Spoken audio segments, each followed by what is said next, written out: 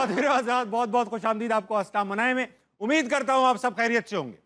आज एक ऐसा मौका है कि मेरे सामने इंजीनियर्स मौजूद हैं, तो मुझे ख्याल ये आया कि भाई दुनिया में अक्सर ऐसे फेज आते हैं लोगों पे जब उनको एहसास होने लगता है कि वो एक फेलियर है, निकम्मे हैं, सुस्त हैं, हल्के हैं, क्योंकि वो शायद दुनिया के बनाए हुए स्टैंडर्ड स्पीड के हिसाब से नहीं चल पा रहे। इसी तरह के एक इंसान थे एल्बर्ट आइंस्टाइन। आप सब इंजीनियर्स हैं, आप उनको जानते होंगे। एल्बर्ट आइंस्टाइन जो है वो बचपन में अलजबरा और साइंस समझ ही नहीं पाते थे। उन्हें 25 साल लग गए इन सब्जेक्ट्स पे मास्टरी करने में।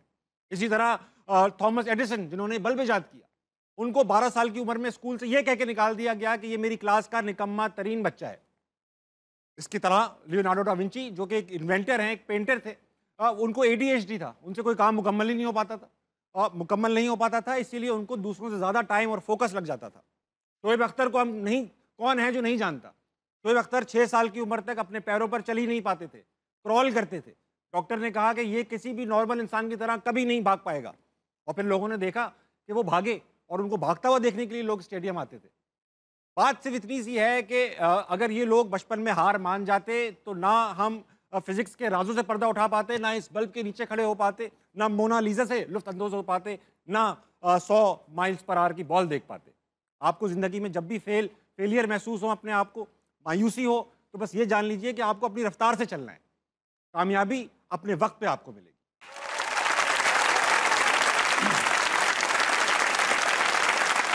आज की जो हमारी गेस्ट हैं वो इंडस्ट्री की एक पक्की खिलाड़ी हैं। कई मुख्तलिफ शोबों में उन्होंने इंडस्ट्री के अंदर अपना कंट्रीब्यूशन दिया, कॉलम निगारी के अंदर, बेहतरीन होस्ट की शक्ल में, और फिर कमाल अदाकारा की सूरत। जो भी करती हैं कमाल करती हैं। इन्होंने बख्शी है शोबिस इंडस्ट्री को नई हयात। Put your hands together for Hina Khwaja बयात।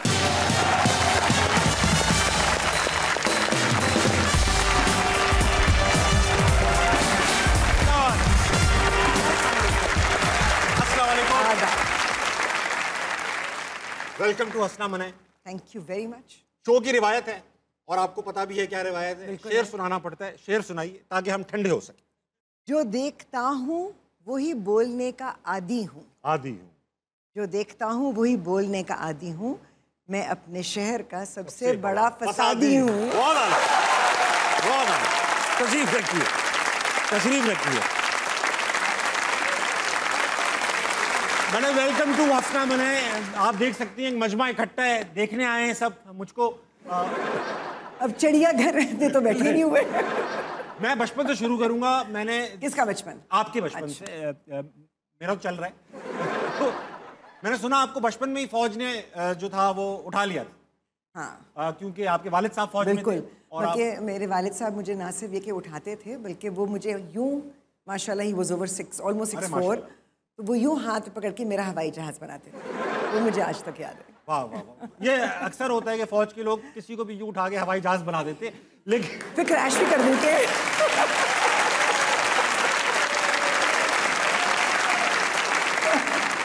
लेकिन उसकी वजह थी, आप उस जमाने में रॉन्ग कॉल्स मिलाकर लोगों को तंग भी किया करती थी।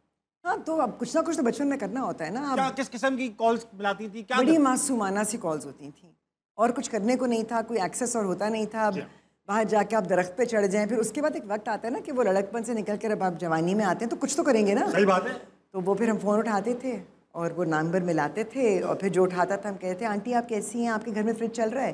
तो वो कहती थी कि हाँ बेटा चल रहा है, क्यों नहीं चलेगा? तो आंटी पकड़ ले ना भाग जाए। सो इस किस्म की बचगाना बातें होती थी। फिर दोबारा उन्हें कॉल किया, अब वो चिढ़ गई। उन्होंने कहा नहीं चल रहा है, इतना बड़ा हो गया अभी तक चलना नहीं सीखा।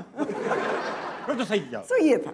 अच्छा, फिर मारपीट भी हुई? ठीक था, उस जमाने में तो होती थी, हम सब पिट पिट के बड़े हुए। आप हुए होंगे, मैं तो नहीं हुई। अच्छा बच्चा थी मैं। अच्छा बच्चा थी। अच्छा, मैं नहीं था। मैं बहुत अच्छी थी। लेकिन आपकी अम्मी ने एक बार आपको हल्का सा मारा क्योंकि आपने पूरे मोहल्ले की घंटियां खराब कर दी। वो सिर्फ मैंने नहीं की थी, वो एक बार मेरी बहन मेरे साथ थी और कुछ दोस्त थे। वाह। सुबह सुबह हम उठे, एक हमारा घर था, सिर्फ लड़कियां थी वहाँ पे, तो और लोगों को इजाज़त होती थी हमारे घर पे रहने की। तो वो सारी दोस्तें आ गई, अब सुबह फजर के बाद अब क्या करें, कुछ तो करना है। तो हम निकले, हमने सारे लाइन से घरों की बेल्स दबाई, उनके पास स्कॉच टेप लगाए और चले गए।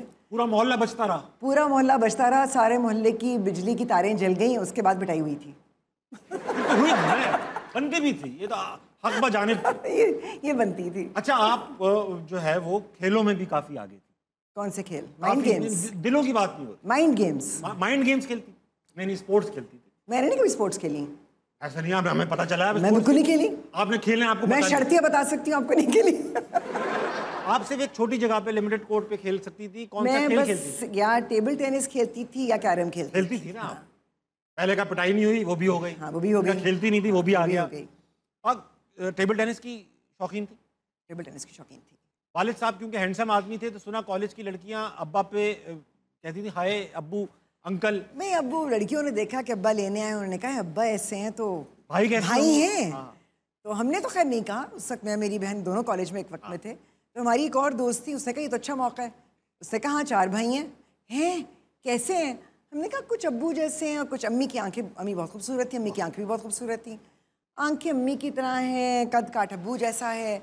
उसके बाद अगले 3 साल तक ना हमने कोक के पैसे दिए, ना हमने कभी पैटीज खरीदी हैं, फ्री में खाते थे। 4 भाई थे नहीं आपके? नहीं थे। वो जब उनको पता चल गया कि 4 भाई नहीं है, उसके बाद अपने बिल खुद ही देने पड़े। इतने इलस्ट्रियस करियर के बाद अब आप हुकूमत पे तनकीद जब करती हैं तो अगर किसी ने ये कहानियां निकाल के आपको बता दी कि वो आप कहती रहती है वो फ्लैट के कागजात दिखाओ, वो कोई पूछ ले आप भाई के कागजात दिखाओ, भाई तो भाई के कागजात बने ही नहीं थे तो हम कहाँ से दिखाते? तो उनके भी नहीं बने ना यार। तो फिर यही बात है ना। जब होंगे नहीं तो क्या दिखाएंगे? अच्छा भाई, बहुत अच्छी बात आपसे ये है कि क्योंकि बहुत देर से लोग बैठे हैं, इनके पास बहुत अच्छे अच्छे सवालात आपके पास हैं, इनसे सवालात लेते हैं और फिर आपके पास वापस इंटरव्यू पे आते हैं। जरूर। ठीक है।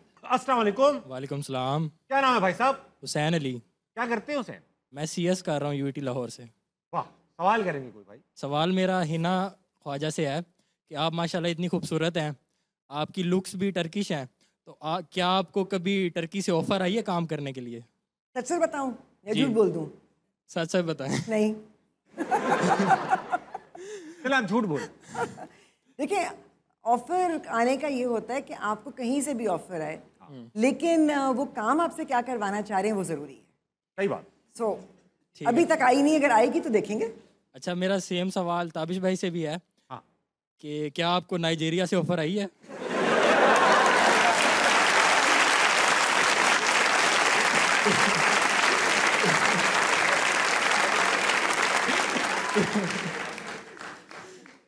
आई थी भाई, आई थी। वो कहते यार हमें ताबिश भाई आप चाहिए ताकि आप यहाँ आ जाए नाइजीरिया और हमें हुसैन जैसे बच्चे सप्लाई करें।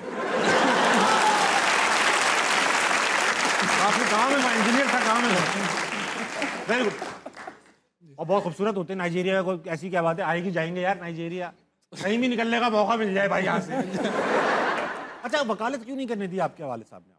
क्योंकि मैं क्रिमिनल लॉ करना चाहती थी और अब्बू ने कहा बेटा इस मुल्क में तो नहीं हो सकता। क्यों कर रहे हैं क्रिमिनल लॉ? क्यों? आपको क्योंकि क्रिमिनल से इतना आप पसंद क्यों है? बार बार क्रिमिनल्स की बात करती है। क्योंकि वो अच्छे लगते हैं, अट्रैक्टिव लगते हैं, ज्यादा इंटरेस्टिंग होते हैं। आप कह रही हैं कि जो क्रिमिनल होते हैं वो अट्रैक्टिव होते हैं? इंटरेस्टिंग होते हैं, अट्रैक्ट करते हैं, उनको मारने का दिल चाहता है, बहुत अच्छा। एक पैशनेट रिएक्शन आता है उनको देखकर। बहुत मैं डीप थॉट है ये, मैं इसको अभी सिंक इन होने दे रहा हूँ। Very good. सिविल सर्विसेज में भी आपने अपना कोशिश की थी जाने की और तकरीबन चली गई थी। फिर ये एहसास हुआ कि ये ना हो कि वहाँ सिविल सर्विस में जाके खुद ही क्रिमिनल बन जाऊँ। अगला कौन? अस्सलाम वालेकुम। अस्सलाम वालेकुम। वालेकुम अस्सलाम। अस्सलाम वालेकुम। वालेकुम सलाम सर, कैसे हैं आप? मैं बिल्कुल ठीक हूँ। आप कैसे हैं भाई साहब? अल्लाह का शुक्र। क्या नाम है आपका? मोहसिन हसन। मोहसिन भाई, क्या करते हैं आप? मैं लाइफ इंश्योरेंस करता हूँ सर। आप लाइफ इंश्योरेंस का काम करते हैं? Very nice. लाइफ इंश्योरेंस का काम करते हैं। पहले सवाल पूछने से पहले आप मुझे लाइफ इंश्योरेंस बेच के दिखाएं। पिच दें अपनी, पिच, एलिवेटर पिच दें। सर लाइफ इंश्योरेंस बेसिकली सबसे ज़्यादा कीमती बेचो, आप समझाओ नहीं, बेचो। वो सर बैक स्टेज में होगा।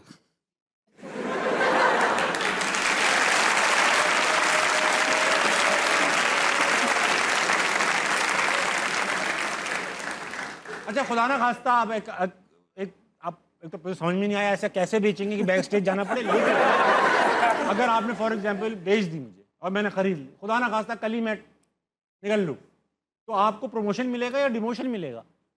नहीं सर, प्रमोशन और डिमोशन का तो नहीं पता, लेकिन इंसेंटिव ज़रूर मिलेगा। मैडम ये देखिए, आप ये सोचें कि जाने के बाद भी आप किसी को फैज़ पहुंचा कर जाएंगे। मैडम ये पिच कैसी है? फैज खुद पहुंच चुके हैं कहीं। जहां वो पहुंचे हैं हमें अल्लाह नहीं पहुंचाए। नहीं। सवाल है आपके पास मोहसिन? जी सर, बेसिकली आप दोनों से ही मेरा एक सवाल है। हाँ। बेसिकली रिसेंटली मैं आई हैव रिसेंटली मैरिड, अरे माशाल्लाह। सो मैं बस ये पूछना चाह रहा था कि एक कामयाब शादीशुदा ज़िंदगी गुजारने का राज क्या है आप दोनों की नज़र में? मैडम आपका परसेप्शन डिफरेंट होगा खातून की नज़र से, मेरा आप पहले बताएं। मैं पहले क्यों बताऊं? उन्हें आपको देखकर पूछा है। आपकी पहले हुई थी ना, मेरी बाद में हुई है, तो आप पहले बता दें। देखिए, मेरी नज़र में तो कामयाब रिलेशनशिप वो होती है जहाँ प्यार के साथ इज्जत ज़रूर हो। बहुत अच्छी बात। अगर इज्जत नहीं है तो कोई प्यार नहीं हो, फिर लफाजी नहीं। बहुत अच्छी।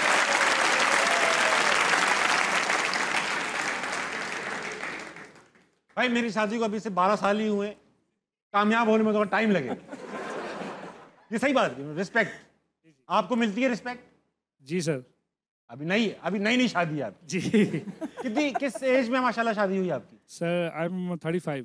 35 साल की उम्र में, बड़ी मुनासिब एज है।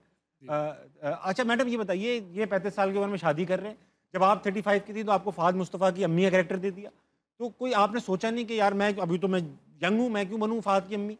मैं तो ये सोच रही थी कि मैं एक्टिंग क्यों कर रही हूँ, तो क्यों कर रही हैं? और जो ज़बरदस्ती करा दी थी लोगों ने। तो मुझे भी थोड़ा सा चस्का सा लग गया, जो ट्राई करते हैं कुछ नया, कि ना कुछ तो नया ट्राई कर लें। Very nice. मैंने कहा बस कुछ ऐसा करा लें जो बहुत ज़्यादा ना हो, थोड़ा हो, सिग्निफिकेंट हो, मगर अगर कुछ बैकलैश आए तो मेरा जो मेजर अभी करियर का हिस्सा है वो डैमेज ना हो। तो बस वो कर लिया। उसमें फहद की वालदा बनने की हमें ऑनर मिला, जिसमें फहद बार बार कहता था कि सुने मैं गया किस पे हूँ। मैंने कहा वो अब्बा जो नज़र नहीं आ रहे ना, जो इंतकाल कर चुके उन पे गए होगे तुम। लेकिन अब फहद ने और मैंने रिसेंटली एक कमर्शियल किया, तो फहद ने कहा देखे देखे आप जैसा हो गया हूँ मैं। अगला कौन है? अस्सलाम वालेकुम। वालेकुम सलाम। क्या नाम है भाई साहब? उमर जुबैर। उमर जुबैर। उमर आप क्या करते हैं? स्टेट लाइफ इंश्योरेंस में होता हूँ। कोई सवाल लाएं? जी, मेरा सवाल हीना मैम से है। हाँ करें। हीना मैम माशाल्लाह बहुत वर्सेटाइल एक्ट्रेस हैं। इनसे मैं एक क्वेश्चन करना चाहूँगा कि आजकल के जो यंग एक्टर हैं, अगर इनको उनकी वाइफ का रोल प्ले करना पड़े तो किन एक्टर के साथ करेंगे? अगर मुझे किसी यंग एक्टर की वाइफ का रोल करना, जाहिर है वो यही होगा कि वो यंग है, मैं बड़ी उम्र की हूँ, जी। तो उससे फ़र्क क्या पड़ेगा कि एक्टर कौन है? जी मैं आपको ऑप्शन देता हूँ ना। अच्छा ऑप्शन दे रहे हैं आप? चले बेसिकली आप किस एक्टर के साथ? आप तो वासे बन गए, बताएं ऑप्शन दें। जी, इमरान अशरफ, हमजा लिबासी, हुमायूं सईद और ताबिश हाशमी।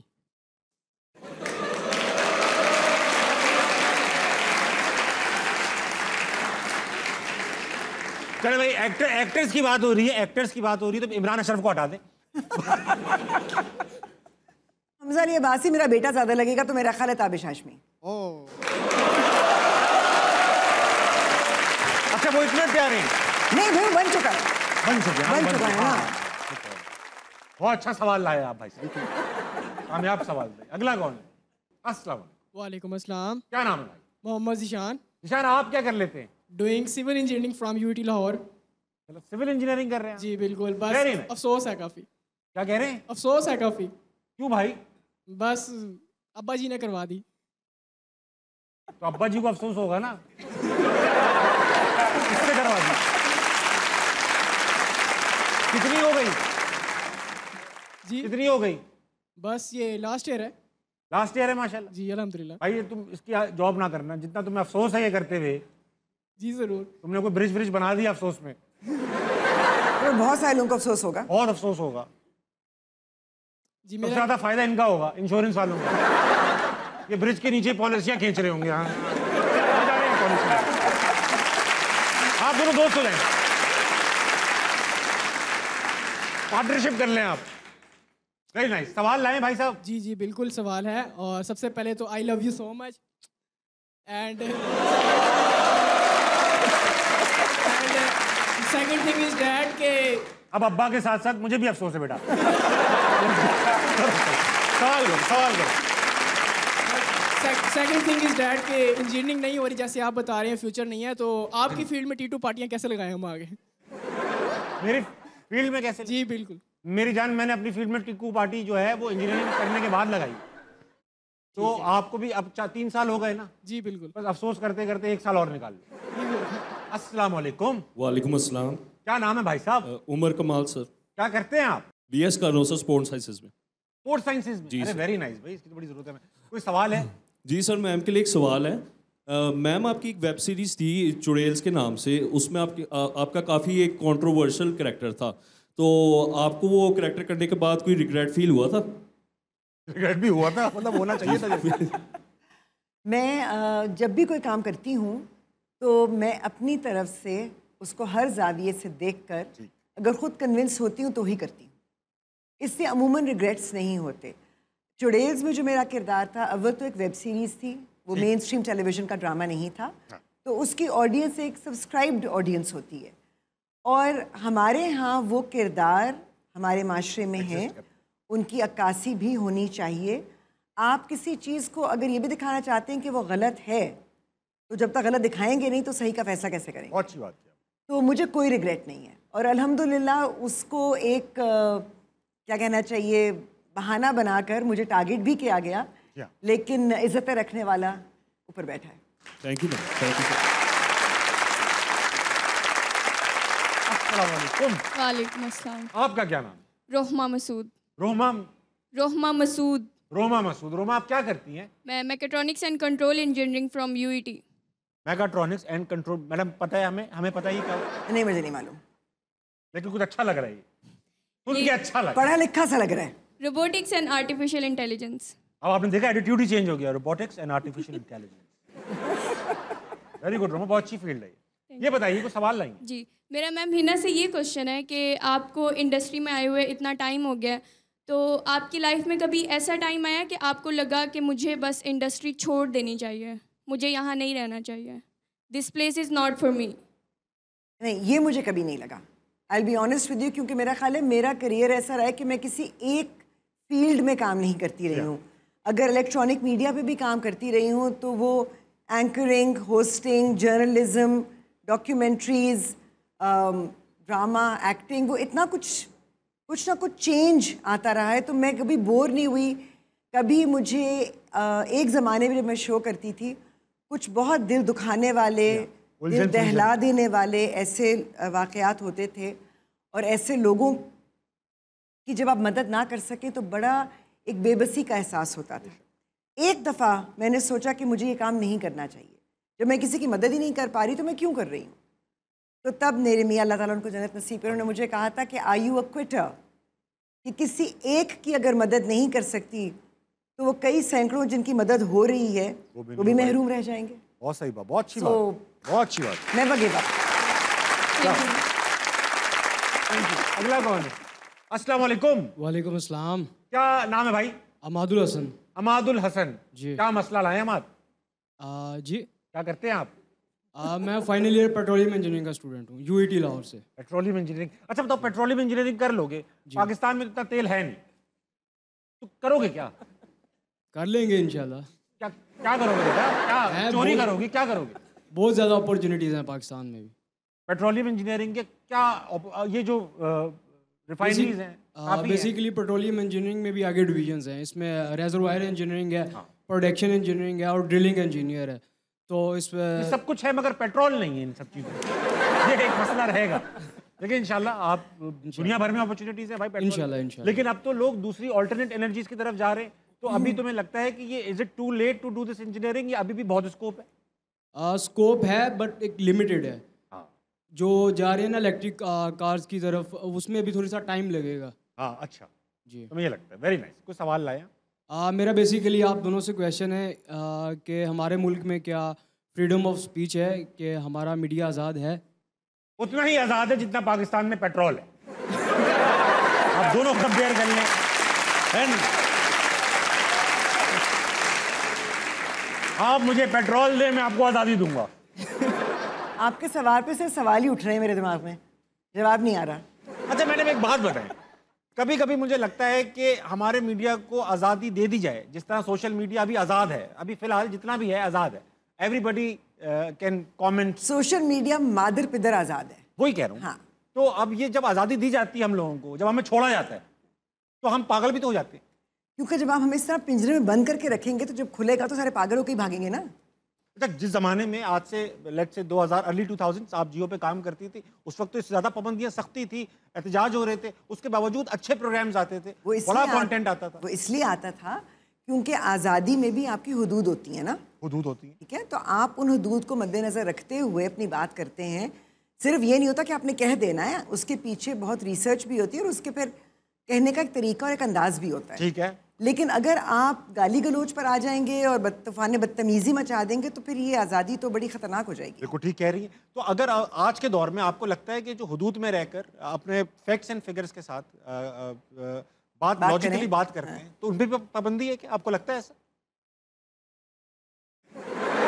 ख़वातीन और वक्त हुआ एक छोटे से ब्रेक का लीजिए, वापस आइए, हंसना मनाए, कहीं नहीं जाए। रंग बरसे भीगे चुनर वाली, रंग बरसे, वो रंग बरसे भीगे चुनर वाली, रंग बरसे। क्या आगे? वाह वाह वाह।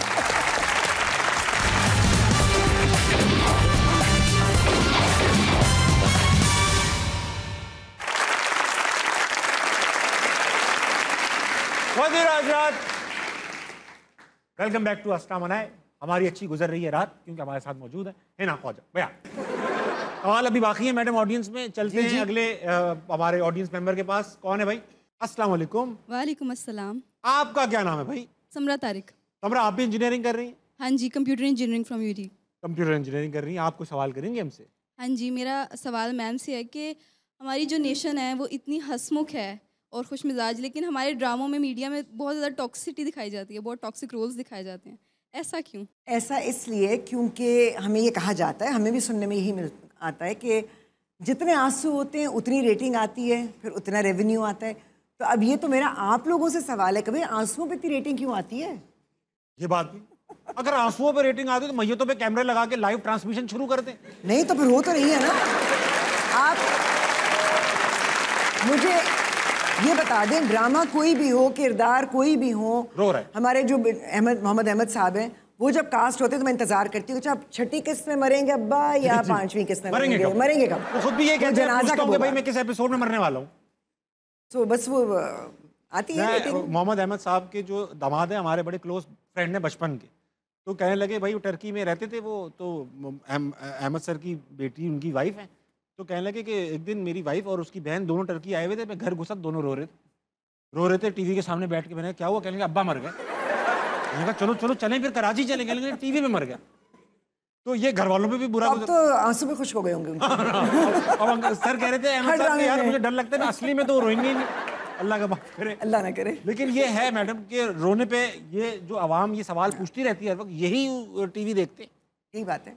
अब ऑडियंस में सिर्फ ये लोग मौजूद नहीं है जो आपको नहीं जानते, बल्कि कुछ ऐसे लोग भी मौजूद हैं जो बचपन से जानते हैं। आपकी बहनें भी माशाल्लाह आ जाएंगी, आप सिक्योरिटी के लिए लेकर आई हैं। मैंने कहा कोई पता नहीं, का लापता हो जाए तो उनको पता तो कहाँ गई थी। उनसे बात करते जरूर। अस्सलाम वालेकुम। जी अस्सलाम वालेकुम।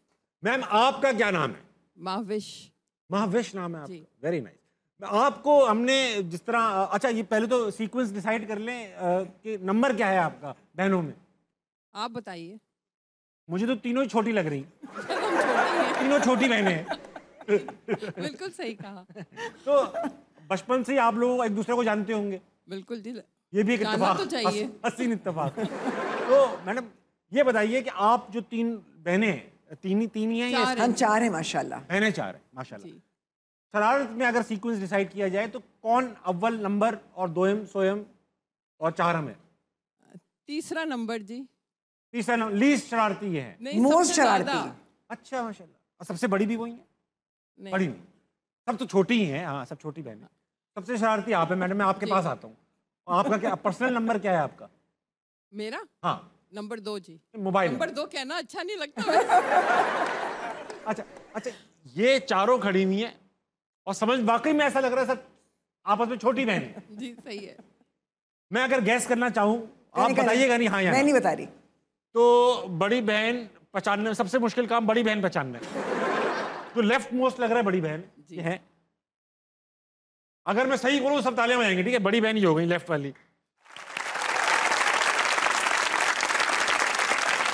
और जो मैम हिना के पीछे खड़ी है वो सेकंड नंबर पे जी। आप लास्ट लग रही है, सबसे छोटी। ऐसा है सबसे। Well done. आपने टेस्ट पास कर लिया। मैंने टेस्ट पास किया, मैं ये पहचान जाता हूँ। अच्छा ये बताइए कि आप सबकी, और मैं उनसे ही पूछूंगा कि सबसे ज्यादा कोई फॉन्डेस्ट मेमोरी क्या है बचपन की अपनी बहनों के साथ? वो जी मुझे लगता है अभी तक चलती चली जा रही है, मेमोरीज बनती चली जा रही बनती चली जा रही हैं। कोई ऐसी चीज कहानी जो इन्होंने की हो जिस पे पूरा घर बैठा हो, यार ये क्या कर गई हैं? ये ऐसे जी बहुत काम करती हैं जो हम यूं करते तो। एक बार दरख्त पे आपको बांध के चले गए थे, यही वो लोग थे? थी, वो जो शरारती वाली है ना, वो थी। आपने दरख्त पे बांध के चली गई, कलम लगा रही थी इनकी। तो पता था आगे जाके अनकंट्रोलेबल होंगी, इसलिए आपने उसी वक्त बांध दिया था।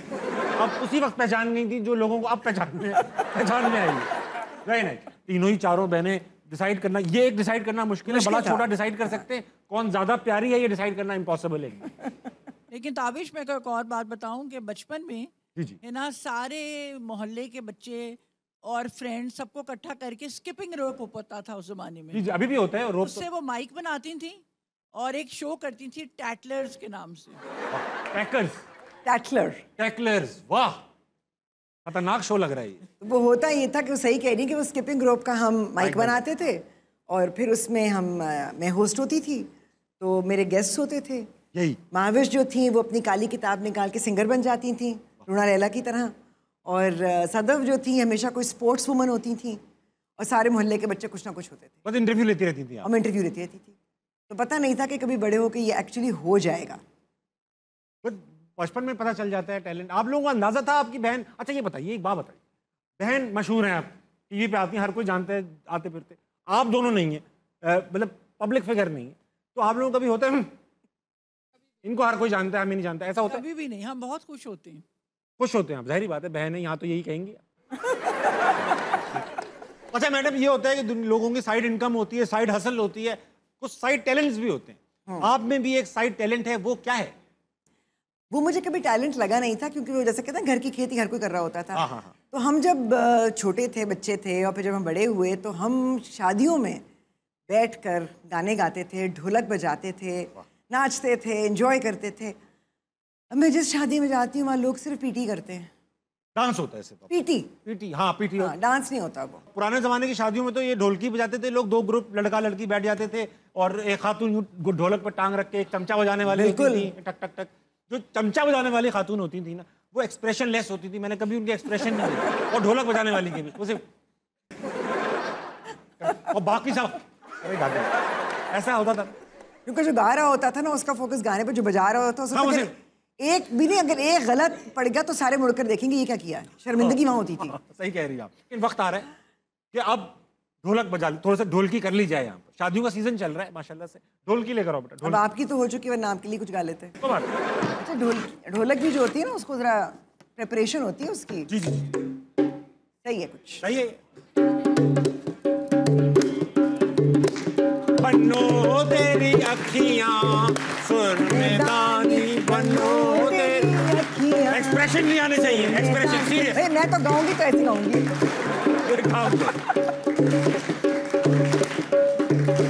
अच्छा थोड़ा महंगा गाना आ रहा है, वाह वाह। अब बताएं। रंग बरसे भीगे जो नरवानी, रंग बरसे, वो रंग बरसे भीगे जो नरवानी, रंग बरसे। क्या आगे, वाह वाह वाह। माहौल बन गया, नॉस्टैल्जिक है ना? वाह। लाए भैया, ये लो भाई। अच्छा मैडम, थोड़ा संजीदा सवाल है, ये जो काम आप करती थी उलझन सुलझन में, उसमें आपको कभी कोई थ्रेट्स वगैरह मिले? कभी किसी ने? हाँ, हर वक्त। किस तरह के, क्यों मिलते थे? मरवा देंगे, उठवा देंगे, पिटवा देंगे, आपके घर वालों को उठवा देंगे, फिर कभी कभी लिफाफे भी आते थे। पैसों के? नहीं, मतलब जाहिर है एंथ्रेक्स के भी आ सकते हैं, मगर नहीं, उस जमाने में एंथ्रेक्स नहीं था। लेकिन रिश्वत आती थी बकायदा कि चुप हो जाए बस। हाँ, खामोश हो जाएं। पहले वो कह के धमकी दे दो, धमकी से नहीं बाज आ रही तो फिर मुंह बंद करवा दो कुछ देकर, तो वो हमने किया नहीं, आदत नहीं थी, सीखा नहीं था। मैडम ऐसा क्यों होता है कि हमारे यहाँ, मैं देखता हूँ कि हम ओवरऑल, अभी किसी ने बात भी की कि हम एक ओवरऑल कंजर्वेटिव सोसाइटी है। जब भी हम कंजर्वेटिव कहते हैं तो कभी कभी दिमाग में ये भी आता है कि हम शायद रिलीजियस सोसाइटी भी है, और हैं रिलीजियस सोसाइटी है। मुझे फील होता है इंटरनेट पर कि हर कोई बहुत ज़्यादा जो है वो दीन को फॉलो करता है, ऐसा लगता है इंटरनेट पर। कि पाकिस्तान एक आइडियल नहीं, इंटरनेट पे ये लगता है कि सारी दुनिया आपको दीन पर फॉलो करवाना चाहती है, लेकिन खुद भूल जाती है कि दीन क्या है। तो आपको क्यों ऐसा क्यों है कि हम इतना रिलीजन को प्रोपेगेट भी करते हैं, फॉलो भी करते हैं, प्यार भी करते हैं अपने दीन से, उसके बावजूद अपनी बहनों को हिस्सा देते हुए हमें मौत पड़ जाती है, हमें जंजीरों तक बांधने में? क्योंकि सबसे बड़ी बात यह कि हम दीन को फॉलो नहीं करते। एक्चुअली मसला यही है, हम दीन के बारे में बात करते हैं, हम दीन के बारे में लेक्चर देते हैं, हम दीन की मिस इंटरप्रिटेशन और मिस रिप्रेजेंटेशन ज़रूर करते हैं, बस हम दीन को फॉलो नहीं करते। एक बार आपको अपने एक प्ले के लिए 48 मिनट तक कब्र में रहना पड़ा। उससे भी ज़्यादा। कैसी फील आई आपको? कुछ फील ये आई कि वो कब्र थी और वो जो गोरकन थे उन्होंने बाकायदगी से कहा कि सेट वेट थोड़ी बनाने, भाई प्रॉपर कब्र होनी चाहिए। तो वो कब्रिस्तान भी पूरा कब्रिस्तान था और वो माहौल भी वही वाला था। मैं अकेली औरत थी और कोई 40-50 हमारे क्रू के लोग थे और उसके अलावा कुछ 40-50 बलोच गार्ड्स थे जो मुझे देखकर कमर करके खड़े हो जाते थे। तो मैं कहती बड़े बदतमीज़ लोग हैं, बदतमीज़ हैं, ऐसे कमर मुड़ के खड़े हो जाते हैं। फिर समझ में आया कि नहीं, वो इज्जत देते हैं, वो आपको देखते नहीं है इसलिए वो कमर मोड़ के खड़े होते हैं। तो वहाँ पर वो कब्र के अंदर सीन था जिंदा दफनाए जाने का। जिंदा दफनाए जाने का। तो अब ज़ाहिर जिंदा लाश तो नहीं थी ना, वो बात भी कर रही थी। अब वहाँ खड़े हुए हैं तो अजान होगी, उन्होंने कहा भी रुक जाएं। तो उन्होंने मुझे बाहर निकाला। अच्छा, वो मैं हाथ रखूँ तो मिट्टी निकल जाए, पैर रखूँ तो मिट्टी निकल जाए, पद तो मेरा माशाल्लाह छोटा ही है। फिर मैंने कहा भाई कोई एप्पल बॉक्स दे दो, कोई स्टूल दे दो, मैं बाहर कैसे निकलूँ। खैर वो मुझे खींच कर बाहर निकाला। फिर दोबारा जब अंदर गए फिर अजान हो गई। तो वो 3-4 बार ऐसा हुआ। मैंने कहा भैया बहुत हो गया, मैं इधर ही ठीक हूँ। बहुत दफन हो चुकी। हाँ, बहुत दफन हो चुकी, बार बार ना दफनाए, मैं दीदी खड़ी है। फिर आजाद देख लीजिए, वापस आइए, हंसना मनाए, कहीं नहीं जाएगा।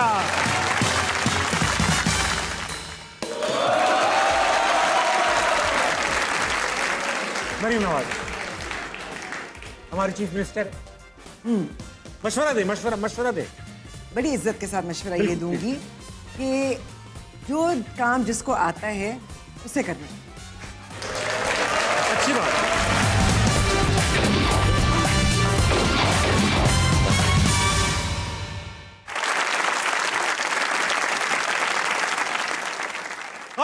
वेलकम बैक टू हंसना मनाए। मेरे साथ मौजूद है हिना ख्वाजा बयात। अच्छा मैडम ये बताएं कि अब वक्त आ चुका है कि एक सेगमेंट आपके साथ कर लिया जाए। करें। सेगमेंट का नाम है मशवरा बराए फरोख्त।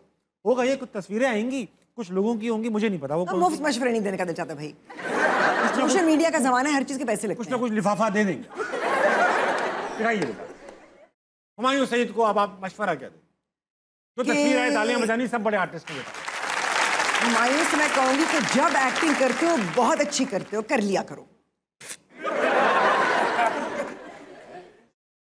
ये मैं इस पे कुछ आ रहा था, कहने वाला था, मैं रुक गया। मैं बहुत अच्छा कहा आपने, बहुत अच्छा। अगला कौन है? माहिरा खान। माहिरा को ऑनेस्टली मशवरा दूंगी कि टेलीविजन मुंतज़िर है।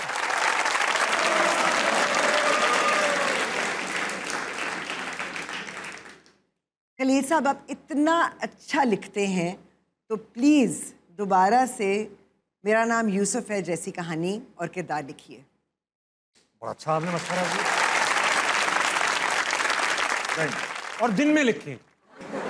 वो उनकी मर्जी है भाई, लिखें अच्छा लिखें, जब भी लिखें। जब भी लिखें अच्छा लिखें। Very good. अगला कौन?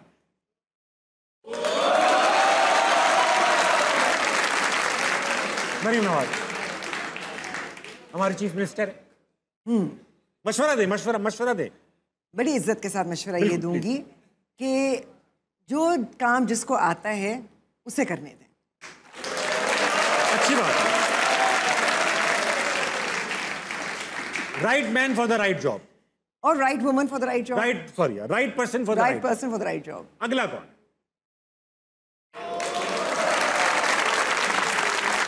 भाई ये मशवरे के बगैर बड़ा अच्छा चल रहे हैं। सॉरी दोबारा कहें। मशवरे के बगैर बड़ा अच्छा चल रहे हैं। हाँ, ये भी गायब है। ये गायब नहीं होते, ये हर जगह होते हैं, बस एक्टिंग नहीं कर रहे होते। अच्छा, अभी रिसेंटली किसी ने मुझसे पूछा यार फवाद खान को आप शो पे क्यों नहीं बुलाते, तो मैंने कहा बड़े संजीदा आदमी है और मुझे क्योंकि इतने बड़े स्टार हैं तो शायद खुद भी अप्रीहेंशन रहेगी कि भाई ये सवाल पूछ सकता हूँ नहीं पूछ सकता, तो शायद शो बड़ा डल सा लगे। और जब शो डल लगेगा तो मैं भी बुरा लगूंगा और शायद लोग बोलें यार देखें फवाद ऐसे बैठे रहे अकड़ के।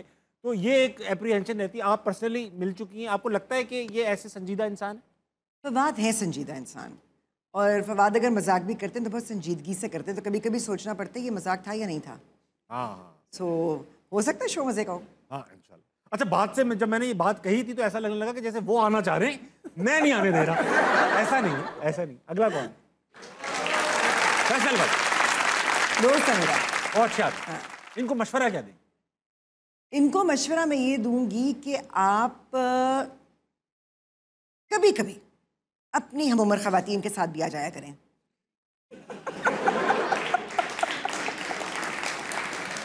यार वो बंदा दिखने में नहीं लगता ना, वो बंदा। अरे दिखने विखने को छोड़ दो ना भाई, महसूस कभी कभी आ जाया करें। सबा कमर, सबा अनदर टैलेंटेड एक्टर, वेरी बहुत ज्यादा। इनको मशवरा क्या देंगे? इनको मैं आजकल रोज हम एक दूसरे को मशवरे दे रहे होते हैं, बिकॉज हम इकट्ठे काम कर रहे हैं एक नए प्रोजेक्ट पे और पहली बार कर रहे हैं। Saba and I have never work together before this. अच्छा अच्छा। तो सबा को अभी क्या आने वाली एक सीरीज है जो हमारे ही एक बंदे ने लिखी है। यस, उसमें आप लोग काम कर रहे हैं। केस है कोई? केस है कोई, इंशाल्लाह। केसा केसी वाला मामला है। बहुत डेस्परेटली वेट कर रहा हूँ उसका मैं। इंशाल्लाह अच्छा होगा। इंशाल्लाह। अगला आखिरी तस्वीरें दिखाई सबा हुई। को मैं क्या मशवरा दे सकती हूँ? सबा तो she is very well put together. Oh yes, she is. और बहुत ही कॉन्फिडेंट भी है और बहुत ही मतलब जिसे कहते हैं अपना काम पक्का करती है। अगला देखा, मशवरा क्या दें? सर आप जब लंदन में होते हैं ना बड़े अच्छे लगते हैं, वहीं रहा करें। हैदराबाद में एक बार आप शूट कर रही थी, कुछ ऐसा पहना हुआ था कि बच्चे शोर कर रहे थे, खाला आ गई, खाला आ गई। वो पहनने से ज्यादा मेरी हरकतें थी, किरदार की, मेरी नहीं। किरदार की? क्योंकि मैं रोज ऐसे जाती थी, फिर उस घर के अंदर जाती थी, जब मैं बाहर निकलती थी तो मेरे बुरका होता था, यहाँ से पान की पीक बह रही होती थी, मैं लंगड़ा के चल रही होती थी और गालियां बक रही होती थी, जितनी की टीवी पे लाउड थी। तो वो एक से दूसरे दिन के बाद बच्चों को तो ही नहीं पता था कहीं नवाए आते हैं, उनको तो लगता था कि ये खाला आ गई, खाला आ गई, खाला आ गई। फिर कभी बच्चे मुझे पत्थर मारते थे, तो कभी मैं चप्पल उनको मारती थी। और हमारे डायरेक्टर थे मोहसिन तलत, उन्होंने कहा ये तो बड़ा अच्छा सीन बन गया है, तो उन्होंने बच्चों का मुफ्त में उनको जूनियर आर्टिस्ट मिले हुए थे हर रोज। वो खाला आ गई, खाला आ गई, वो रिकॉर्ड करते रहते थे। आ चुका है कि आपकी प्रेजेंस ऑफ माइंड को जरा बरूए कार लाया जाए। सेगमेंट का नाम है फटाफट। होगा ये कि कोई टास्क आएगा, मैं और आप मुकाबला करेंगे, जो अटक गया बाहर। ठीक है, ठीक है, ठीक है। दिखाइए। जानवरों के नाम। शेर, गधा, खच्चर, घोड़ा, लोमड़ी, हिप्पोपोटामस, लुद्धड़। लुद्धड़ क्या होता है? पंजाबी का लफ्ज़ है। होता क्या है? वॉलरस। अच्छा, ओहो, पंजाबी में वॉलरस होता है? दरिया के किनारे होता है, हाँ, समंदर में होता है। तो होता होगा ना। कुत्ता, भेड़िया, जिराफ, बिल्ली, चूहा, शाहीन, बाबर, मारखोर। शाहीन के बाद ऐसा लगा कि बाबर का नाम है। वेरी नाइस, बहुत अच्छा किया आपने, बहुत अच्छा खेला आपने। अगला टास्क दिखाइए। ससुराल में सुनाए चले जुमले जो खवातीन को सुनने में। डिपेंड करता है किसका ससुराल है भाई। बोले खवातीन का ससुराल है। तैयार होकर क्यों नहीं आई आज? अपने घर से क्या लाई थी? सिर्फ 2 चमचे। ये इधर का है या उधर का है? 6 महीने हो चुके हैं।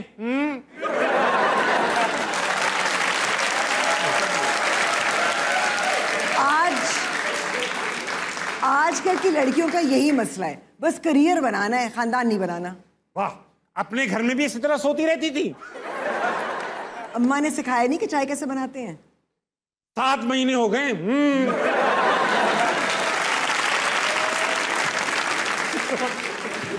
हाय, हमारा भाई तो बड़ा अच्छा था, फिर शादी हो गई। जब से तुम आई हो ये तो बिल्कुल ही बदल चुका है। हाँ भाई, मेरे बेटे की कमाई है, उड़ा दो। 12 महीने हो चुके।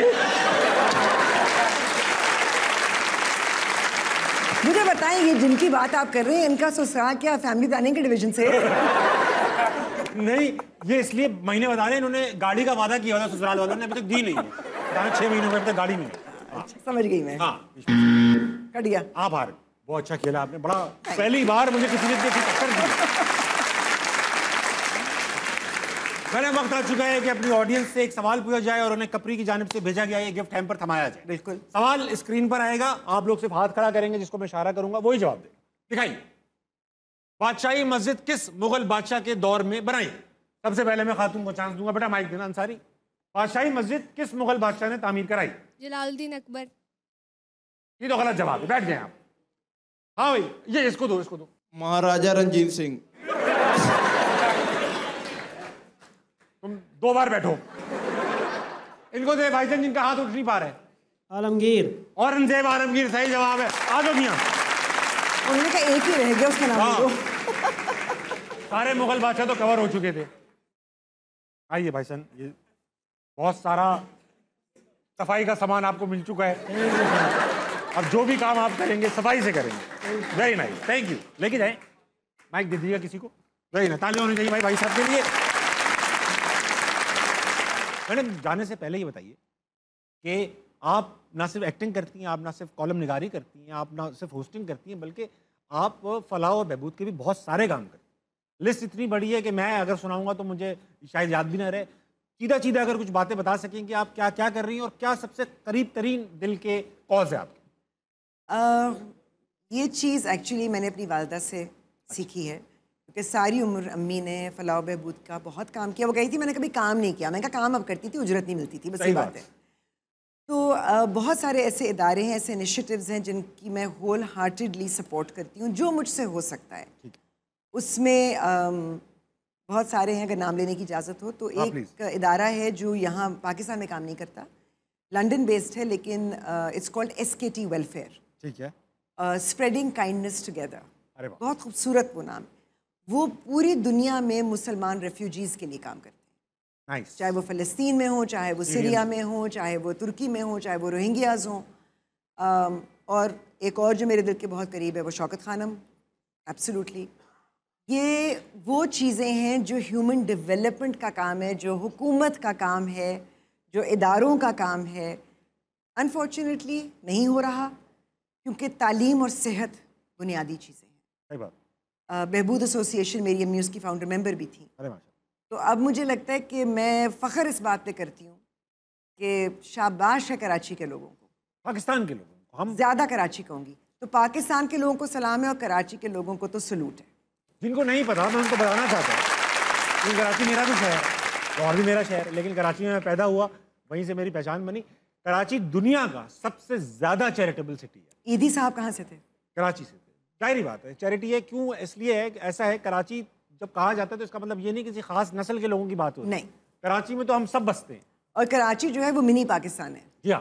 ख़वातीन और हज़रात, मेरे साथ मौजूद थी आज हिना ख्वाजा बेयात। बहुत मज़ा आया आपसे बात करके मैडम। जाने से पहले यूजुअली मैं कमाल की बात करता हूँ, मगर जब कमाल का गेस्ट आया हो तो मैं खामोश रहता हूँ और उनको ये जिम्मेदारी सौंप देता हूँ। कि बस एक रिक्वेस्ट करूँगी प्लीज़, कि जब भी कुछ भी करने लगें, आगे पीछे दाएं बाएं ज़रूर देखें, लेकिन ऊपर ज़रूर देखें। क्या बात, बहुत अच्छी बात। फिलहाल आप घड़ी देखें, 12 बजने वाले हैं आपकी घड़ियों में। जल्दी सोइएगा, सुबह जल्दी उठिएगा, पाकिस्तान के लिए कुछ अच्छा कीजिएगा और अपने इर्द गिर्द के लोगों के लिए खैर का बाइस बनिएगा। गुड नाइट, अल्लाह हाफिज़।